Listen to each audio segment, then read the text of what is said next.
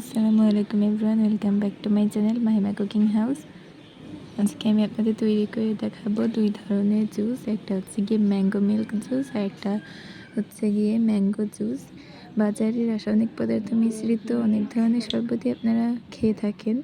আপনারা যদি আমার এই রেসিপিটি ফলো করে বাসায় এ ধরনের জুস তৈরি করে ফেলতে পারেন, তাহলে কিন্তু আপনাদের বাজার থেকে কেমিক্যাল মিশ্রিত জুসগুলো কিনে খেতে হয় না। আর ব্যাচেলার ভাইয়ারাও অনেকে আছেন, আপনারা বাইরে থেকে কিনে খান। সো আমার রেসিপিটি ফলো করে একবার বাসায় বানিয়ে দেখবেন, খুবই দারুণ লাগবে। সো আমি এখানে একটি পাকা আম কিউব করে কেটে নিয়েছি। এবার আমি একটি ব্লেন্ডারের জারে পরিমাণ মতো আম, 1 গ্লাস পরিমাণ দুধ, আপনাদের পরিমাণ এই ইনগ্রিডিয়েন্টসের পরিমাণগুলো আপনাদের মতো করে দিয়ে নেবেন। এবার আমি এখানে 2 চামচ চিনি দিয়েছি আর সামান্য কিছু ঠান্ডা পানি দিয়ে এটাকে আমি ভালোভাবে মিক্স করে নিচ্ছি মিক্সিতে।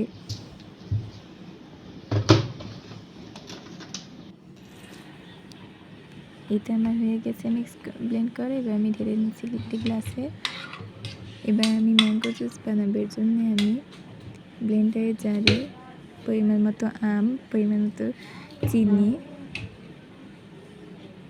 এবং ঠান্ডা পানি দিয়ে এটাকে এই জারটাকে মিক্সিতে ভালোভাবে মিক্স করে নেব।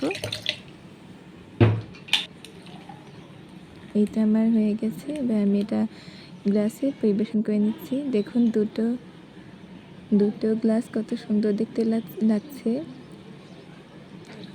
আর অনেকেই আছেন আপনারা বাসায় জুস তৈরি করতে পারেন না, বিশেষ করে ব্যাচেলার ভাইয়েরা।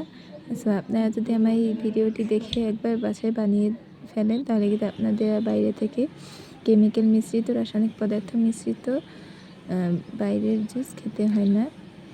এই গরমেও এই জুসগুলো যদি আপনারা বানিয়ে খান, আপনাদের অনেক ভালো লাগবে। আর সবচেয়ে বড় কথা হচ্ছে, আমি কিন্তু আপনাদের সবসময় খুব সহজ পদ্ধতিতে অল্প কিছু উপকরণে কীভাবে করে সুন্দর সুন্দর আইটেম তৈরি করা যায় রেসিপি, সেইগুলোই কিন্তু আমি আপনাদের সবসময় দেওয়ার চেষ্টা করে থাকি। সো প্লিজ সাবস্ক্রাইব করে দেবেন চ্যানেলটি আর লাইক করে দেবেন। সবাই ভালো থাকবেন, সুস্থ থাকবেন। ধন্যবাদ।